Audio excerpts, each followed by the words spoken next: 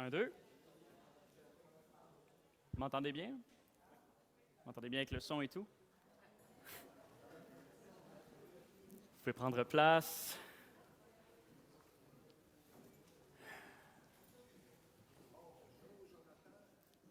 Bonjour. Merci à tous pour votre enthousiasme. C'est très encourageant aujourd'hui de me sentir aussi soutenu. Puis je l'ai remarqué jusque dans comment la louange était préparée. Alors c'est ça que ça fait. Je le découvre pour la première fois. On prépare un sermon, on donne le titre et puis la semaine même, on voit que tous les chants ont mystérieusement rapport avec le sujet. Fait que déjà que j'avais à cœur de mentionner « Oh, est-ce qu'on pourrait m'apporter ma bouteille d'eau, s'il vous plaît? Je pense que je l'ai oubliée. » Merci. Déjà que j'avais à cœur de remercier l'équipe de louange pour le travail qu'ils ont fait. J'avais quasiment envie de dire « Vous avez prêché 50% du sermon à vous seul. » Et ensuite, en plus, ils ont lu une partie du texte qu'on va partager ce matin. Fait que c'est merveilleux, c'est merveilleux. Vraiment, l'Esprit est à l'œuvre. J'aimerais briser la glace en faisant un petit jeu de connaissances avec vous. Est-ce qu'il y en a beaucoup ici qui aiment lire? OK, baissez la main, ceux que c'est juste la Bible. OK, ben on n'en a pas tant que ça. C'est pas grave, on joue juste pour s'amuser et c'est pas compétitif. J'ai pas non plus de Skittles pour les gagnants, s'il y en a qui comprennent la référence. Je vais vous citer quelques extraits de prologues et autres phrases introductives connues. La règle est très, très simple. Si vous pensez que vous savez d'où vient le prologue, vous dites rien, mais vous levez la main. Comme ça, vous permettrez à ceux qui réfléchissent encore de l'entendre jusqu'au bout. Et seulement quand je vous demanderai de me dire d'où vient le prologue, vous pourrez me le dire. Est-ce que c'est bon? Parfait. Extrait numéro 1. Il était une fois 4 enfants qui s'appelaient Peter, Susan, Edmund et Lucy. Cette histoire raconte une aventure qui leur arriva lorsqu'ils furent éloignés de Londres pendant la guerre à cause des raids aériens. Et c'est... J'ai entendu le mot là-bas. Narnia, ben oui, le lion, la sorcière blanche et l'armoire magique. Alors, la formule « il était une fois », c'est très classique. Mais ce n'est pas parce qu'on l'a déjà entendu souvent que ce n'est pas efficace pour démarrer un récit. Extrait numéro 2. Et là, s'il n'y en a pas beaucoup qui aiment lire des romans dans la salle, peut-être que personne ne la trouvera, c'est correct. C'est une vérité universellement reconnue qu'un célibataire, pourvu d'une belle fortune, doit avoir envie de se marier, et si peu que l'on sache de son sentiment à cet égard, lorsqu'il arrive dans une nouvelle résidence, cette idée est si bien fixée dans l'esprit de ses voisins qu'ils le considèrent sur le champ comme la propriété légitime de l'une ou l'autre de leurs filles. Même si vous ne l'avez pas lu, est-ce que ça vous évoque un thème, un sujet, une ambiance? Il y a eu un film là-dessus, peut-être même plusieurs. Oh, on est proche avec les filles du Dr. March. On est dans... Quoi d'autre? O. R. Oui? C'est quoi? Tu peux le dire, toi, Jocelyn. Oui? Pride and Prejudice, Orgueil et préjugés, bravo! Un grand classique, je ne l'ai pas lu par contre, là, mais son prologue est très reconnu, très apprécié. Le sujet de l'histoire ainsi que le ton sarcastique de la narratrice sont clairement identifiables en quelques lignes. Extrait numéro 3. Nous sommes en 50 avant Jésus-Christ. Toute la Gaule est occupée par les Romains. Toute? Non!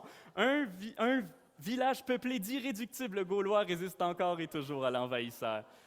Et c'est... Bravo! Là, on voit qu'il y a des gens de culture dans la salle. Un prologue comme celui-là, ça a pu bercer l'enfance de plusieurs d'entre nous, je m'inclus dans le lot, et même adultes, on s'en rappelle encore, par cœur. Extrait numéro 4. Si vous appréciez... Oh non, attends, je vais le lire avec l'ambiance et tout, là. Extrait numéro 4. Si vous aimez les histoires qui finissent bien, vous feriez beaucoup mieux de choisir un autre livre, car non seulement celui-ci finit mal, mais encore il commence mal, et tout y va mal d'un bout à l'autre, ou peu s'en faut. C'est tous les livres français qui dit. Oui, Kim. Les désastreuses aventures des orphelins Baudelaire. Je me suis dit, peut-être que vous n'avez pas lu le livre, mais il y a eu un film, il y a eu une série, et l'ambiance est vraiment la même d'un bout à l'autre. Ah oui? En plus? Avec Jim Carrey et tout, là. Ah, c'est bon, ça. Donc, rien qu'en quelques lignes, on comprend le ton que va prendre tout le livre. Un humour caustique, ça s'appelle. Ça va être sombre, plein de mésaventures, mais l'auteur va quand même trouver le moyen de nous faire sourire. Extrait numéro 5. Il y a bien longtemps, dans une galaxie lointaine, très lointaine. Malheureusement, non, c'est pas Peter Pan. Droit de réplique? Je l'ai entendu. Bon, Star Wars. Bon, OK, ceux qui n'ont pas reconnu lui, peut-être que vous allez reconnaître l'autre. L'espace, frontière de l'infini. Star Trek. Ou, pour ceux qui sont plus fancy, nous sommes en 2034. La situation sur la Terre est catastrophique. Ah, non? Oui, le Roméo Fafard. Dans une galaxie près de chez vous, qui est la parodie de l'autre.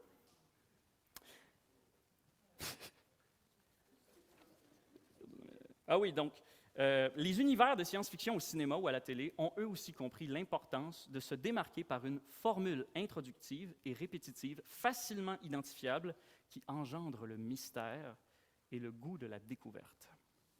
Extrait numéro 6. Les familles heureuses se ressemblent toutes. Les familles malheureuses sont malheureuses, chacune à leur façon. Les familles heureuses se ressemblent toutes. Les familles malheureuses sont malheureuses, chacune à leur façon. Ça ne dit rien à personne? C'est écrit par un Russe.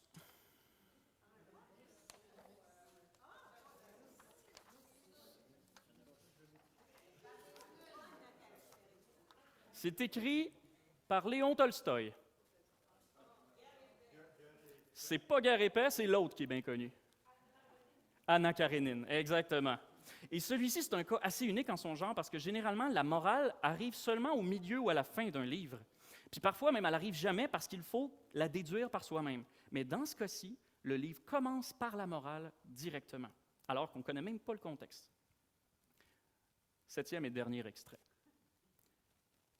3 anneaux pour les rois elfes sous le ciel, 7 pour les seigneurs nains dans leur demeure de pierre, 9 pour les hommes mortels destinés au trépas, 1 pour le Seigneur des ténèbres sur son sombre trône dans le pays de Mordor où s'étendent les ombres, 1 anneau pour les gouverner tous, 1 anneau pour les trouver, 1 anneau pour les amener tous et dans les ténèbres les lier, dans le pays de Mordor où règnent les ombres. On a une idée?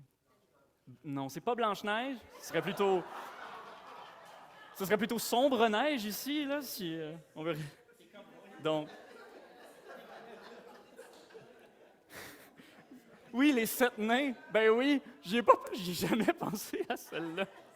Les 7 nains est vraiment bonne. Donc, à la fois mystérieux, poétique, menaçant, on arriverait presque à voir les ténèbres qui s'étendent à l'horizon, depuis les frontières de ce terrifiant pays qu'on nous présente, le Mordor. Les prologues sont une forme littéraire très ancienne qu'on retrouvait déjà dans le théâtre grec de l'Antiquité et qui sont encore très à la mode aujourd'hui en littérature comme au cinéma, en passant par les séries, même les jeux vidéo. Leurs fonctions sont multiples. Ils permettent de présenter des personnages ou un lieu, d'attirer rapidement l'attention du lecteur sur un élément de mystère ou de grandiose, de susciter l'envie de poursuivre la lecture et parfois simplement d'éveiller la nostalgie dans le cadre de certaines œuvres qui nous ont déjà marqués par le passé. Toutefois, aussi intéressant, captivant ou envoûtant que soit un prologue, celui-ci ne peut être bien compris que dans le cadre de son œuvre complète. Je me souviendrai toujours du sentiment de tension palpitant que j'ai ressenti lorsque je suis allé voir ce film de Batman, The Dark Knight, au cinéma en 2009. Mais aussi bonne que la scène d'introduction était, je pourrais l'étudier en profondeur pour essayer de comprendre tous ces rouages. Pour bien comprendre un prologue, il faut voir le reste du film ou lire la suite du livre. Et c'est pourquoi ce que je vous propose aujourd'hui, c'est dans un premier temps que nous étudions ensemble, avec le temps qu'on a, le prologue de l'Évangile de Jean, les versets 1 à 18. Puis je vous invite d'ailleurs à y tourner tout de suite dans vos Bibles si vous voulez me suivre tout à l'heure pendant qu'on va le lire. Dans un second temps, je vous encourage de votre côté à lire tout l'Évangile de Jean chez vous. Prenez plusieurs jours, allez-y à votre rythme, rien de presse, c'est pour vous. Dans un troisième et dernier temps, relisez le prologue pour voir comment ce court texte vous aura aidé à percevoir Jésus de la manière que Jean désirait nous le présenter.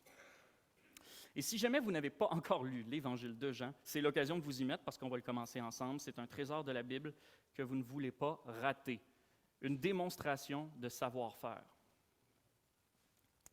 Je vais donc lire dans la version Nouvelle Bible seconde. Et je vais prendre une gorgée d'eau avant.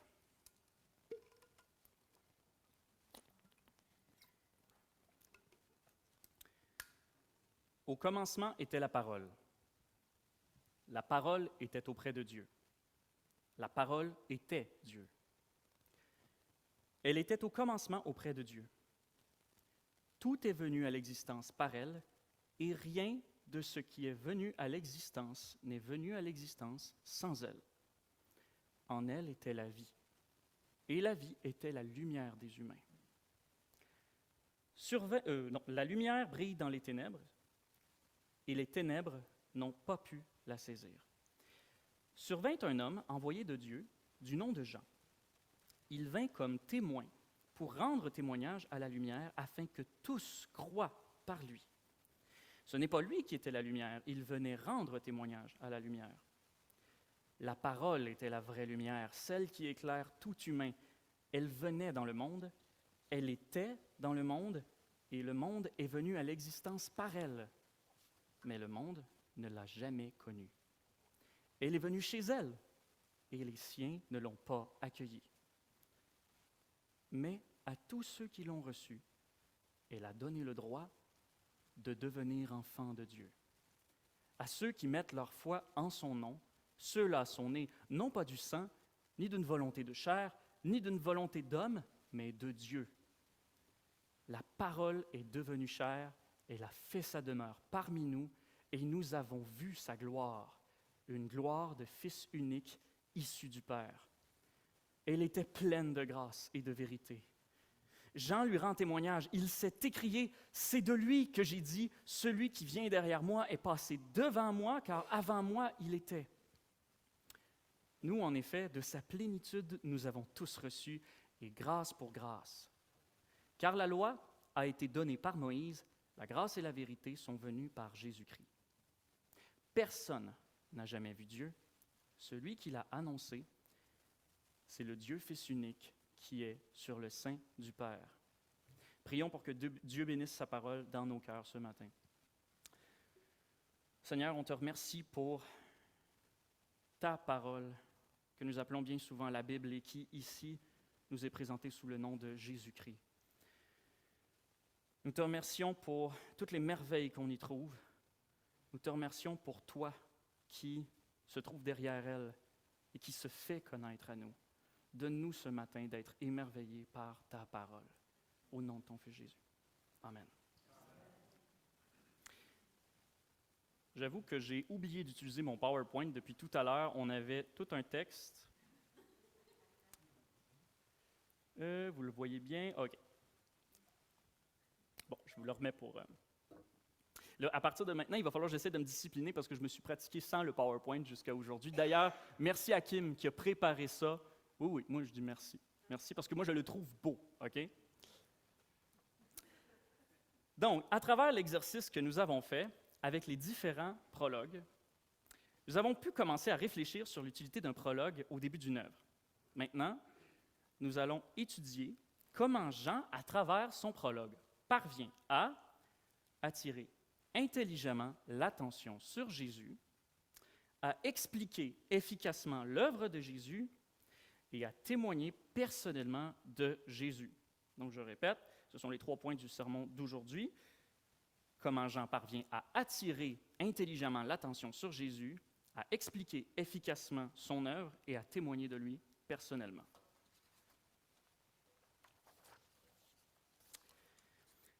Premièrement, le prologue de Jean a la force d'attirer intelligemment l'attention sur Jésus.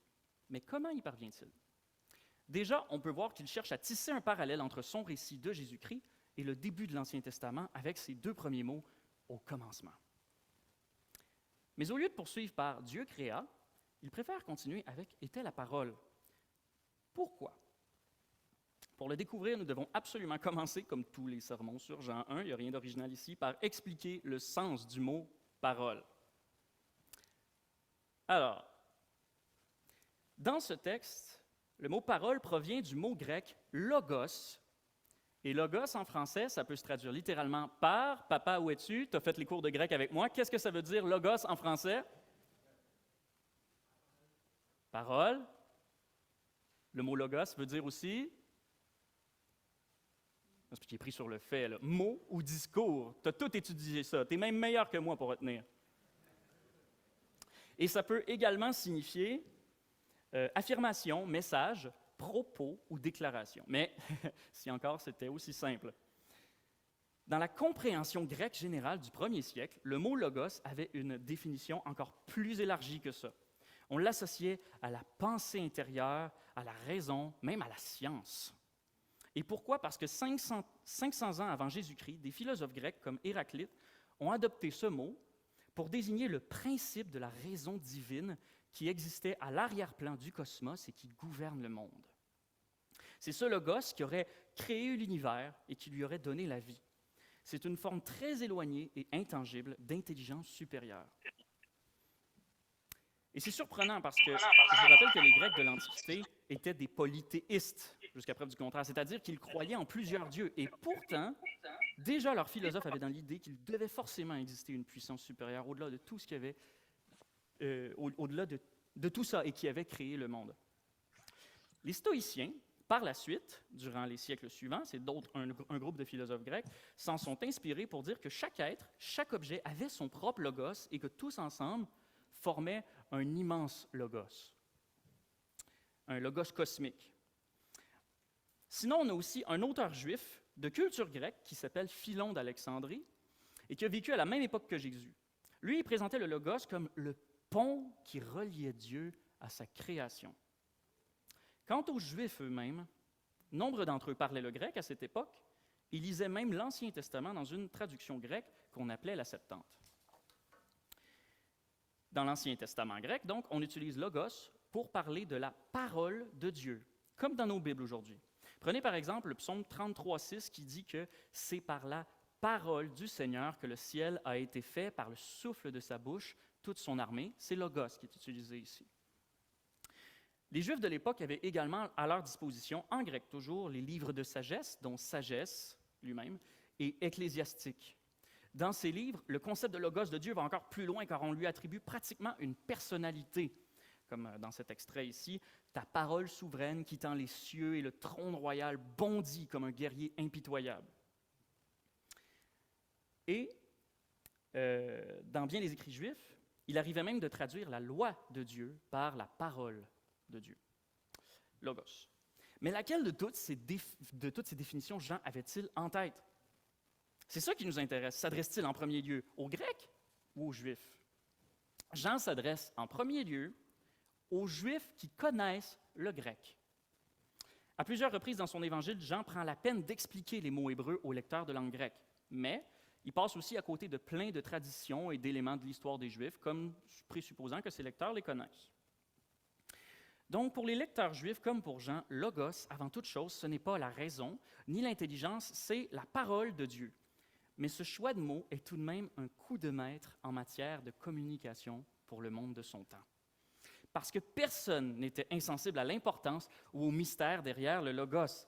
C'est un mot qui avait le potentiel d'interpeller tout le monde et d'éveiller la conscience de tous aux grandes questions existentielles de la vie. Jean attire donc intelligemment l'attention sur Jésus en utilisant un concept que tous ses lecteurs connaissaient déjà. Mais, graduellement, il va préciser ce que lui entend par logos. Verset 1, « Au commencement était le logos était auprès de Dieu. » Petite parenthèse. Le dernier verset du prologue, donc le verset 18, précise la nature de cette proximité avec Dieu. Lorsqu'il est dit « dans le sein du Père », ça se traduit aussi par « dans l'intimité du Père ». Reprenons. Le logos était Dieu. Le verset 3 insiste sur l'existence originelle et la puissance créatrice du Logos. Tout est venu à l'existence par elle. Et comme si ce n'était pas assez, on exclut encore toutes les autres possibilités. Rien de ce qui est venu à l'existence n'est venu à l'existence sans elle. En elle était la vie. Cette dernière déclaration concorde avec la vision que les Grecs avaient du Logos, comme principe à l'arrière-plan du cosmos, qui donne la vie.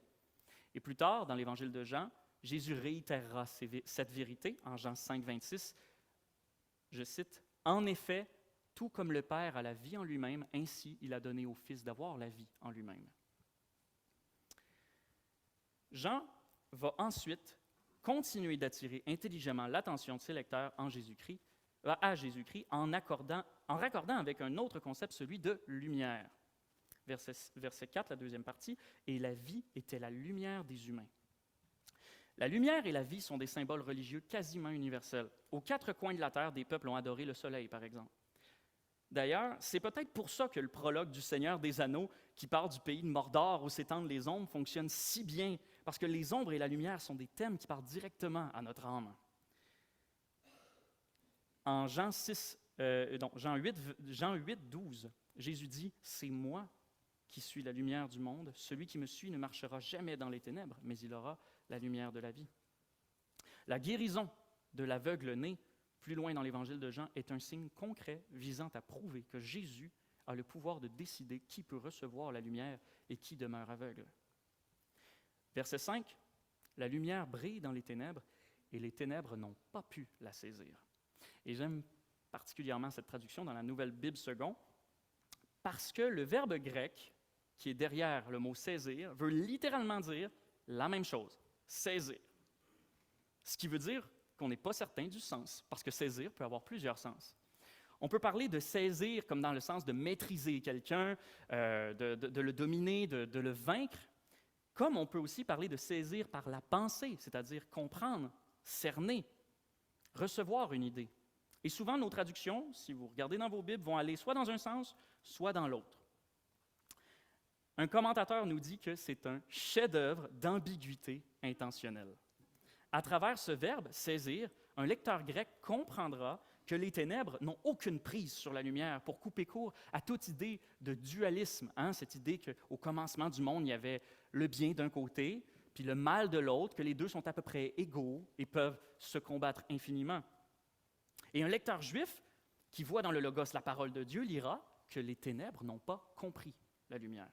Encore une fois, chacun peut comprendre une part de vérité en fonction de son bagage culturel, tout en étant attiré progressivement vers Jésus-Christ. Verset 6, « Survint un homme envoyé de Dieu du nom de Jean. Il vint comme témoin pour rendre témoignage à la lumière afin que tous croient par lui. » Et ici, il s'agit évidemment de Jean-Baptiste, qui est nommé au début de chacun des 4 évangiles et qui est même nommé souvent dans le livre des Actes des Apôtres à chaque fois qu'on récapitule l'histoire de Jésus. En évoquant Jean-Baptiste, on évoque les prophètes dont il était le dernier et le plus grand. Vous remarquez tout de même, si Jean s'efforce de communiquer dans un langage que tout le monde peut comprendre, le texte est graduellement en train de devenir de plus en plus précis. Sur le contexte qui entoure la lumière. En nommant Jean-Baptiste, déjà, on sait qu'on vient de descendre du récit de la création de l'humanité tout entière pour zoomer, en quelque sorte, sur le peuple d'Israël. Et non seulement on précise le lieu, mais on vient subtilement de planter l'idée du salut par la foi, parce qu'il est écrit « afin que tous croient par lui ». Verset 9, « La parole était la vraie lumière, celle qui éclaire tout humain. » Dans ce verset, les choses deviennent encore plus claires, sans vouloir faire un jeu de mots avec le mot « lumière ». Maintenant, on ne présente plus seulement la lumière, mais c'est la vraie lumière, la lumière ultime. Il n'en existe aucune autre. Puis de toute façon, le reste ne serait que ténèbres, comme dit le verset 5. Elle éclaire, nous dit le texte, tout être humain. Ici, on parle d'éclairer dans le sens de faire éclater la vérité au grand jour, pas de donner une illumination intérieure, personnelle, comme pourraient penser certains philosophes grecs. Donc, quand il est écrit que la lumière éclaire tout humain, ça ne veut pas dire que tous les humains vont forcément croire en elle, mais que les œuvres et la condition humaine déplorable de tous sont mises en lumière devant les perfections de Dieu. Moi, le matin, je peux avoir beaucoup de mal à me réveiller. Même en configurant plusieurs alarmes d'affilée à plein volume, j'ai de la misère. C'est pourquoi, lorsque j'ai un événement important ou des études à faire, je demande parfois de l'aide. Et le truc qu'on a trouvé pour m'aider à me réveiller, c'est d'allumer la lumière de la chambre. Quand la lumière s'allume dans le noir, les ampoules déchirent les ténèbres. Les ombres s'enfuient dans tous les recoins. L'heure de se lever éclate au grand jour pour se heurter à mes paupières fermées. Parce que moi, je dors. Et je continue à dormir pendant longtemps. Pourtant, quand la lumière s'allume, est-ce qu'on peut dire que je n'ai pas été éclairé? Non, je suis très bien éclairé, comme tout le reste de la pièce. Mais tout ça, trop souvent, ne sert qu'à mettre en lumière mon état de sommeil profond. Bref, par l'utilisation des images du logos et de la lumière, Jean parvient intelligemment à attirer non seulement l'attention de ses lecteurs, des lecteurs de son temps à Jésus, mais également ceux d'aujourd'hui. Parce que les concepts de puissance supérieure, de lumière intérieure, de révélation surnaturelle et de témoignage oculaire, on les retrouve un peu partout, à différentes sauces, dans toutes les sociétés. Ce qui nous amène à notre point 2. Jusqu'ici, on a dit que Jean avait écrit son prologue dans un langage compréhensible par tous et que petit à petit, il devenait de plus en plus précis. Jusqu'ici, on n'a pas encore parlé de ce que la lumière fait vraiment ou de ce qu'elle attend de nous. Juste qu'elle a tout créé et qu'elle a fait éclater la vérité au grand jour, en sorte qu'on a répondu à cette très grande question philosophique que tout le monde s'est déjà posée, d'où est-ce qu'on vient? Mais dans cette deuxième partie, Jean va expliquer l'œuvre de Jésus et ainsi répondre à cette deuxième grande question philosophique. Pourquoi sommes-nous ici? Et il va le faire efficacement. Revenons donc au verset 9, qui est un verset charnière dans le prologue. Il sert à faire le pont avec tout ce qui a été dit jusqu'à maintenant et à introduire le message du salut. Donc, la parole était la vraie lumière, celle qui éclaire tout être humain. Elle venait dans le monde. À ce moment-là, la couleur est annoncée. Si on parle toujours de la puissance créationnelle des Grecs, cette fois, ce n'est plus une puissance supérieure, vague et distante, inaccessible, mais une personne, et elle est venue. Donc, non seulement elle n'est pas demeurée dans son coin, comme l'auraient pensé les philosophes grecs les plus matérialistes, mais en plus, cette puissance se montre intéressée à nous, tout humain. Pas seulement une minorité d'élus, pas seulement un peuple parmi les autres, mais à tous. Elle désire venir à notre rencontre. Nous avons une valeur à ses yeux. Cependant, c'est là qu'arrive le tournant dramatique du prologue, verset 10. Elle était dans le monde, et le monde est venu à l'existence par elle, mais le monde ne l'a jamais connue.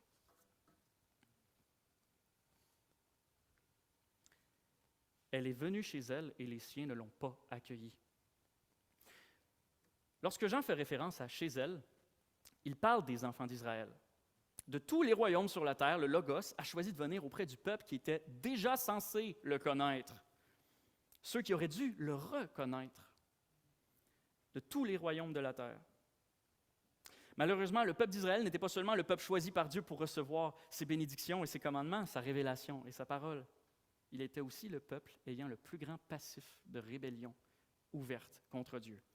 On peut lire quelques extraits des prophètes rapidement. Ésaïe 65, versets 2 et 3. « J'ai tendu mes mains sans cesse vers un peuple rétif qui suit une voie mauvaise au gré de ses pensées, vers un peuple qui constamment me contrarie en face, déclare le Seigneur. » Jérémie 7, versets 25-26. « Depuis le jour où vos pères ont quitté l'Égypte, jusqu'à ce jour, je vous ai envoyé tous mes serviteurs, les prophètes. Je les ai envoyés chaque jour, inlassablement.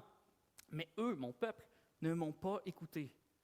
Ils n'ont pas tendu l'oreille, ils se sont montrés rétifs, ils sont devenus plus mauvais que leur père. » À travers les prophètes, Dieu juge les Israélites comme un peuple rétif. En bon québécois, on dirait qu'ils sont boqués. Ils n'ont pas rejeté la parole de Dieu simplement parce qu'ils la comprenaient mal, mais parce qu'ils se sont endurcis contre elle et contre Dieu. D'ailleurs, puisque nous parlons du peuple juif, faisons une petite parenthèse et allons voir tout de suite le verset 17. car la loi a été donnée par Moïse, la grâce et la vérité sont venues par Jésus-Christ. Quand on lit ce verset rapidement, on peut avoir tendance à opposer la loi de Moïse et la grâce de Dieu. D'autant qu'on souligne souvent que la loi condamne et la grâce sauve, n'est-ce pas? Mais ce serait une erreur.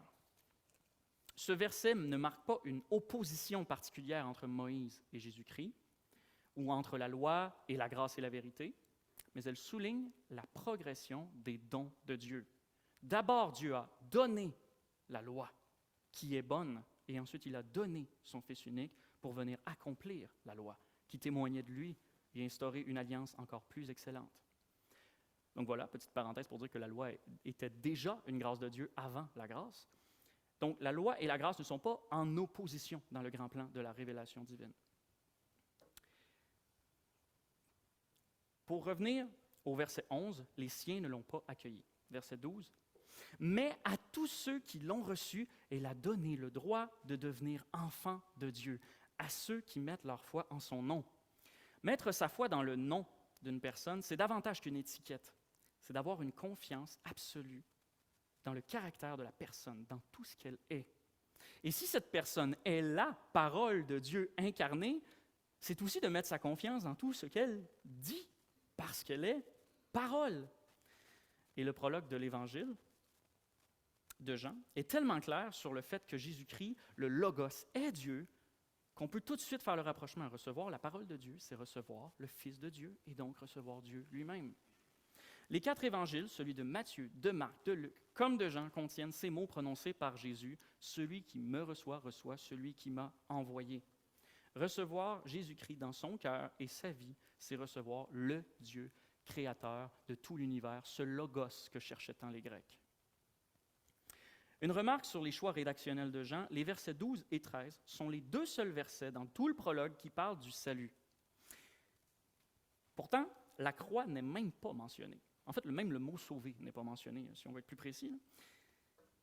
Jean ne parle pas non plus du pardon des péchés, ni même de l'agneau qui ôte le péché du monde. Ça s'en vient, il va en parler au verset 29, mais c'est hors de notre passage. Rappelons-nous le contexte. C'est un prologue. Il faut accrocher le lecteur et rapidement, on ne peut pas s'éterniser. Jean ne peut choisir qu'un seul aspect du salut pour présenter l'Évangile efficacement. Mais pourquoi précisément l'adoption? Donner le droit de devenir enfant de Dieu. Dans sa première épître aux Corinthiens, l'apôtre Paul dit que prêcher le Christ crucifié, c'est scandale pour les Juifs et folie pour les païens. Toutes les cultures sont différentes. Certaines cultures vont être plutôt sensibles au concept de règles, de culpabilité, de justice. La croix elle-même renvoie à notre culpabilité pour avoir offensé Dieu. Mais dans la culture gréco-romaine, c'est un peu différent. Elle est plutôt sensible au concept d'honneur, de honte, de famille, de clan et de relations en général. Jean choisit ces mots avec tact. Il va parler du salut de Dieu comme l'adoption, donc la réconciliation avec le Créateur. Le salut est présenté sous une forme relationnelle plutôt que légale.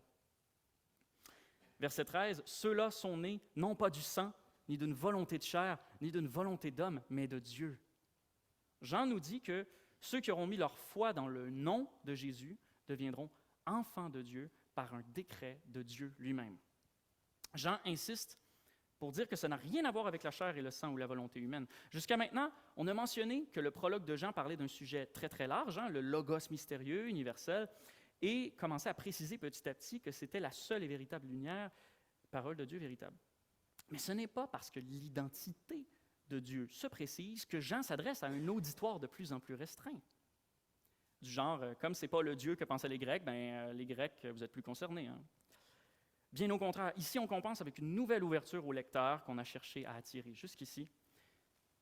Peu importe vos origines, que vous soyez du peuple d'Israël et de Moïse, les fameux siens qui de toute façon ont rejeté Jésus, que vous soyez grec, romain, arabe, perse, barbare, peu importe vos parents, vos traditions ancestrales, votre appartenance actuelle, peu importe vos croyances jusqu'ici, ou l'influence de vos proches, voire l'approbation ou la désapprobation de votre maître, si vous étiez un esclave à cette époque, si vous croyez de tout votre cœur dans la parole de Dieu, et son nom est Jésus-Christ à cette parole, il vous offre le privilège, le droit légal de devenir, aux yeux du Créateur de tout l'univers, ses enfants légitimes. J'ai une petite énigme à vous proposer. Vous êtes dans le stationnement d'une école primaire et l'heure de la fin de la journée d'école a sonné. Et vous voyez tout plein d'enfants sortir dehors. Il y a dans ce stationnement plein de voitures de parents. Vous pouvez voir les enfants monter à bord de plusieurs d'entre elles. Et une fois les enfants à bord, les parents s'en vont avec. Au milieu de ces voitures, vous apercevez une fourgonnette. Un enfant s'approche, ouvre la portière arrière et monte à bord. Mais peu de temps après, vous voyez le parent sortir et ouvrir la porte arrière pour que l'enfant sorte. Pourquoi? Comment? C'est plausible. Il s'est trompé de fourgonnette. Parce que ce n'est pas son enfant à ce parent-là, tout simplement. L'enfant s'est trompé de véhicule. Mais un parent ne va tout de même pas ramener à la maison un enfant qui n'est pas le sien. Même si c'est un enfant charmant, même si, pour je ne sais pas quelle raison, l'enfant lui demande poliment, un parent responsable ne va pas partir avec l'enfant d'un autre. Maintenant, deuxième version de l'énigme. Le temps passe et toutes les voitures s'en vont, sauf cette fourgonnette. Pourquoi? Parce que le parent attend toujours son enfant. Il est hors de question pour un parent de repartir de l'école sans son enfant qu'il est venu chercher. C'est son enfant. Et ce parent va même jusqu'à rentrer dans l'école s'il attend trop longtemps pour voir ce qui se passe et venir en aide à son petit s'il a des ennuis. Alors lui, il a retrouvé la bonne fourgonnette, là.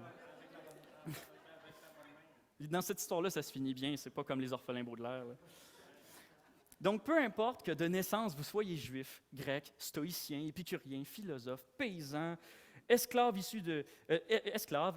issu d'une famille favorisée, défavorisée, que vous ayez été élevé dans la ouate ou dans la honte, etc., si Dieu vous adopte, vous serez ses enfants à lui et il ne vous abandonnera jamais car vous êtes héritier de son amour.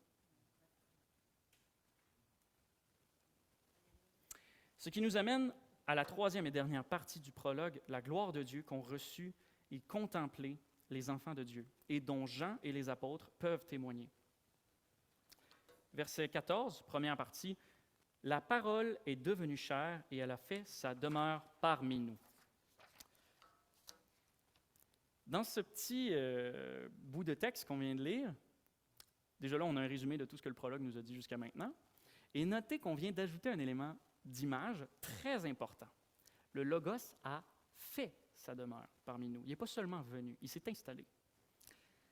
Il n'est pas seulement passé en coup de vent pour déposer un message divin et repartir en courant ou en volant, comme l'aurait fait Hermès, le messager des dieux grecs. Le texte dit qu'il a fait sa demeure parmi nous, ce qui, dans le texte original, veut littéralement dire il a dressé sa tente ou vécu sous sa tente, parmi nous. Qu'est-ce que ça vous évoque, sa tente? L'Ancien Testament, je l'ai entendu chuchoter là-bas. Le tabernacle. Le tabernacle, Dieu présent au milieu de son peuple par l'intermédiaire d'une tente. Jean utilise un symbole extrêmement fort pour les Juifs afin de démontrer que Jésus-Christ s'installe à sa juste place au milieu de son peuple, tel que Dieu le faisait du temps de la sortie d'Égypte. La nuée de Dieu est descendue sur le tabernacle pour le remplir de sa gloire, en Exode 40, 34. Et ce tabernacle a accompagné le peuple d'Israël pendant presque 500 ans, avant d'être remplacé par un temple majestueux, le temple de Salomon, qui sera tragiquement détruit et remplacé par un temple plus modeste et dont aujourd'hui il ne reste malheureusement plus qu'un mur. Pendant 1 millénaire et demi, environ, Dieu a symboliquement accompagné Israël sous le couvert d'un sanctuaire sacré. Mais c'était un accompagnement limité par des règles assez strictes. On n'avait pas le droit d'entrer, de peur de mourir sur le champ, frappé de la colère de Dieu. Donc oui, Dieu était à la fois proche de son peuple et distant parce qu'on n'avait pas le droit d'entrer directement dans sa présence. Mais soudainement, le voilà qui arrive, lui-même en personne, en la personne du Fils unique, dont, dit Jean, nous avons contemplé la gloire. Dieu est venu parmi nous, Emmanuel. Certains commentateurs traduisent donc avec enthousiasme le verset 14 par « La parole est devenue chair, elle a tabernaclé parmi nous ».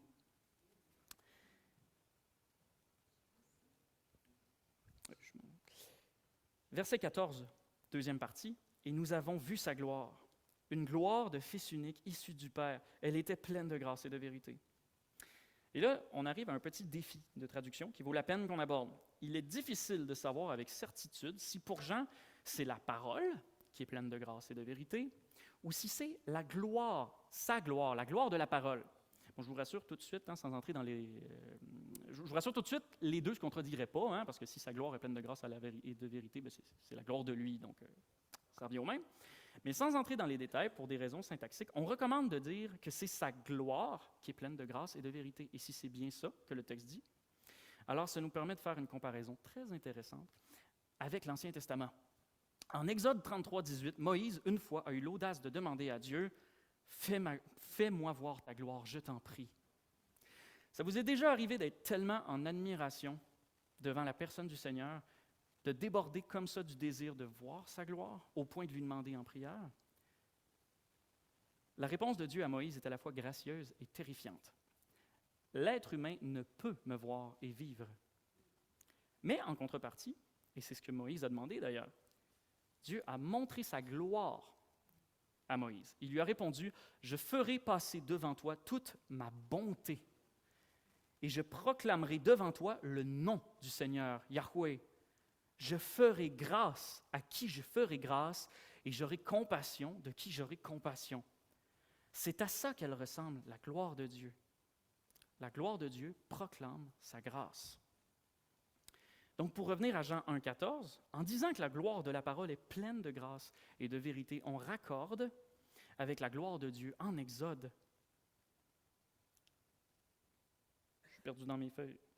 Avec la gloire de Dieu en Exode qui est pleine de bonté, de grâce et de compassion.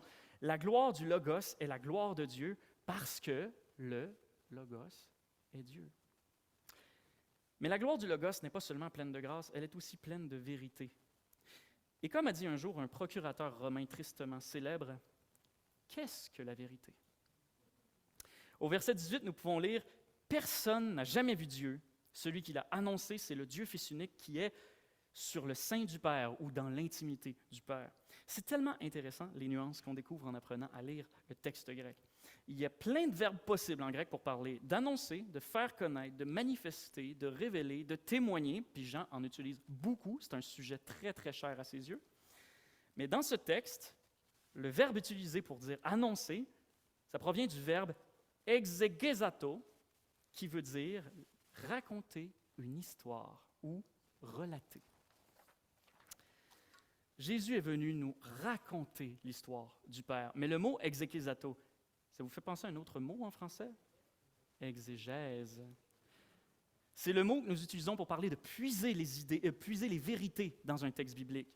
C'est pourquoi on nomme les théologiens, donc spécialisés dans l'étude des Écritures, des exégètes. Mais l'exégète ultime, c'est Jésus-Christ. Maintenant, retournons au verset 14, qui nous parle de la grâce et de la vérité. Le verset 16, lui, semble continuer sur le même sujet, mais étrangement, il y a comme une coupure, une parenthèse entre les deux au verset 15. Pour la deuxième fois dans le prologue, Jean vient nous mentionner Jean-Baptiste. Beaucoup d'exégètes se sont demandé pourquoi l'évangéliste Jean entrecoupait son récit avec non pas seulement une, mais deux mentions de Jean-Baptiste. Mais rien n'a été laissé au hasard. L'évangéliste a choisi de parler de Jean-Baptiste à cet endroit précis, entre les versets 14 et 16, parce que la proclamation de Jean-Baptiste vient soutenir son propos. Lisons ce que Jean-Baptiste dit, verset 15. « C'était de lui que j'ai dit, celui qui vient derrière moi est passé devant moi, car avant moi il était. » C'est une expression qui nous renvoie sans doute à la formule de Jésus en Jean 8, 58, « Avant qu'Abraham fût, je suis ». Jean souligne donc par un témoignage oculaire l'éternité de Jésus-Christ, sa divinité. Mais ce n'est pas tout. Lisons plus attentivement. Jean lui rend témoignage, il s'est écrié. Le verbe s'écrier, il n'a pas seulement dit, déclaré ou témoigné, comme au verset 6 et 7. Ici, il insiste sur le fait que Jean-Baptiste s'est écrié. C'était de lui que j'ai dit. Ce choix de verbe donne la couleur de toute cette section du prologue. Jean proclame avec conviction, il contemple, il adore. C'était lui la parole, c'était lui le Logos. C'est de lui que nous avons contemplé la gloire. C'est Jésus-Christ. Et il le dévoile finalement au verset 17, la première fois qu'il le nomme. Cette déclaration, c'est lui, on la retrouve chez André qui va chercher Pierre. Nous avons trouvé le Messie. On la retrouve aussi sous forme interrogative chez la femme samaritaine qui va chercher tout son village. N'est-ce point le Christ? Ces deux épisodes se retrouvent dans l'Évangile de Jean, bien sûr. Et vous voulez savoir à quel point l'évangéliste Jean a été marqué par cette déclaration? C'est lui. Il en parle encore dans la première épître de Jean, dans le tout premier verset. Ce qui était dès le commencement, ce que nous avons entendu, ce que nous avons vu de nos yeux, ce que nous avons contemplé et que nos mains ont palpé. Il s'agit de la parole de vie. La gloire de Jésus-Christ a marqué Jean à vie et a fait de lui l'un de ses plus brillants témoins.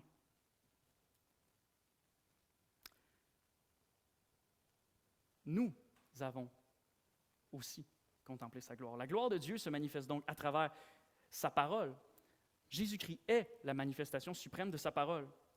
Et Jésus-Christ nous a promis d'être avec nous tous les jours jusqu'à la fin du monde. Matthieu 28, 20. Vous voyez où je veux en venir ou pas? Nous aussi, donc, nous avons, comme Jean, contemplé sa gloire.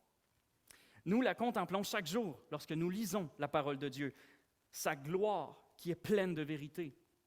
Vous savez ce moment où vous lisez le même passage biblique pour la 20e fois et que vous avez l'impression d'y découvrir un éclat de vérité pour la toute première fois?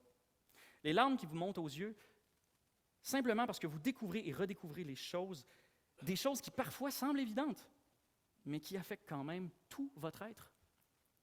Même le meilleur roman de J.R.R. Tolkien ne peut pas produire cet effet-là. Nous contemplons sa gloire chaque fois que nous assistons à la conversion ou au salut d'une personne. Sa gloire qui est pleine de grâce. Parce que le texte est très clair, c'est le Logos qui accorde le droit de devenir enfant de Dieu. Chaque fois qu'une personne naît de nouveau, c'est le Logos qui agit dans la plénitude de sa gloire. Le temps me manque et je ne peux pas vous raconter toute l'histoire, mais pour vous donner une petite idée de ce que je cherche à vous communiquer là, lorsque Kim m'a appris qu'elle avait donné sa vie à Jésus, j'ai pris des mois à m'en remettre. D'ailleurs, je ne pense pas que je puisse encore dire que je suis complètement remis parce que la convalescence prend du temps quand Dieu frappe fort de même. C'est parce que c'était trop beau, c'était au-dessus de mes forces, j'avais rien à voir là-dedans. Mais comme le dit si bien Jean-Baptiste, celui que j'annonçais derrière moi est passé devant moi parce qu'avant moi, il était. Nous contemplons déjà sa gloire et pourtant, la Bible nous promet encore que beaucoup nous attend. Et Paul parle aux Colossiens de ce mystère, Christ en nous, c'est l'espérance de la gloire. Et aux Romains, il estime qu'il n'y a pas commune mesure entre les souffrances du temps présent et la gloire qui va encore être révélée pour nous. Puis j'ajoute même, grâce au partage de Martin, que nous contemplons sa gloire dans la création, lorsqu'il a donné action de grâce pour le fait qu'il y a eu du beau temps en fin de journée à la Tour Eiffel. En résumé, avec la gloire de Dieu, on ne s'ennuie pas. Parce que sa gloire est pour nous, comme dit le verset 16, plénitude. Il n'en manquera jamais. Ma coupe déborde, si vous me permettez un parallèle poétique facile. Mon sermon aussi déborde, j'imagine. Est-ce que je suis dans le temps? Une dernière remarque, par ailleurs, sur le verset 16. De nombreuses traductions disent que nous recevons grâce pour grâce, et ce n'est pas une erreur du tout. Mais il ne faut pas le prendre dans le sens de une grâce en échange d'une autre. On est toujours dans l'insistance sur sa plénitude et c'est pourquoi certaines traductions recommandent grâce sur grâce, ce qui veut dire dans la plénitude de sa gloire de Dieu, nous recevons une grâce après l'autre. Bref, si comme Moïse, il vous arrive parfois dans un élan d'adoration ou encore dans un moment d'obscurité, de vous tourner vers Dieu en prière et de lui demander « Fais-moi voir ta gloire, je t'en prie », tournez-vous vers Jésus-Christ. Tournez-vous vers la parole de Dieu. Donc, récapitulons. Jean a rassemblé tout son talent, a investi toute sa personne dans la rédaction de ce texte pour que tous, juifs et non-juifs, puissent entendre la parole de Dieu parce qu'il a attiré leur attention intelligemment. Pour qu'ils puissent comprendre l'œuvre de Christ parce qu'il leur a efficacement expliqué l'Évangile dès le début, et pour qu'ils puissent croire à leur tour suite à son témoignage personnel. Je vous laisse sur cette petite réflexion. Au fond, qu'est-ce que c'est qu'un prologue, étymologiquement? Prologue vient des mots grecs pro et logos, qui signifie donc littéralement avant la parole, avant le logos. Ce qui veut dire que le prologue de l'évangile de Jean est littéralement l'avant-parole, le prologue qui concerne la parole, Jésus, le prologos du logos ultime, et j'espère que vous me suivez. Nous qui avons cru en sa parole, nous qui avons vu sa gloire, nous sommes, nous aussi, des témoins comme Jean-Baptiste et comme Jean l'évangéliste. Et nous allons au-devant du monde comme des ambassadeurs, nous dit la Bible, 2 Corinthiens 5, 20, et nous marchons donc devant la parole, nous l'annonçons. Si nous sommes devant la parole, cela veut dire que nous sommes des prologues. Nous aussi, nous sommes des prologos. Et mon exhortation finale pour vous aujourd'hui, pour nous en fait, pour nous tous, c'est que suivant l'exemple de l'apôtre Jean, nous soyons de bons prologues de Jésus-Christ. Et la joie d'être un prologos pour ce logos-là, le logos qui était en Jésus-Christ, c'est que, comme nous l'avons dit tout à l'heure, Jésus est avec nous tous les jours jusqu'à la fin du monde. Il nous accompagne où que nous l'annoncions, comme une page de prologue est toujours accompagnée de son livre. Prions. Seigneur, nous te remercions pour ta parole encore une fois. Je ne peux pas trouver meilleur sujet de reconnaissance que ce qui a été prié après la lecture tout à l'heure. Ta parole a transformé nos vies. Et souvent, l'une des plus fréquentes tentations que nous avons, c'est de l'oublier. C'est pour ça que nous te remercions pour ta parole. Ta parole prononcée par Jean, ta parole prononcée par ton Fils, ta parole qui nous est transmise à nous jusqu'en l'an 2023. Fasse en sorte que ta parole dans nos cœurs nous transforme, nous habite de cette même proclamation, exclamation, de cette même adoration qui était en Jean lorsqu'il a écrit « Nous avons contemplé sa gloire ». Que lorsque le monde nous verra, il puisse sentir que nous annonçons quelque chose de bien réel, quelque chose qui les concerne eux aussi.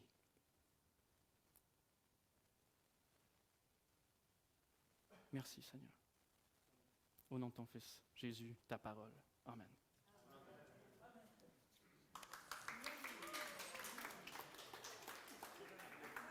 Merci pour vos encouragements.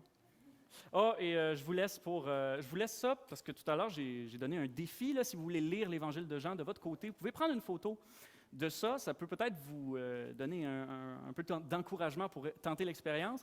C'est toute une liste de versets qui se trouvent dans le prologue et qui trouvent son écho à quelque part dans l'Évangile, pour que vous voyez bien combien tous les sujets de Jean sont concernés par ce court passage d'introduction.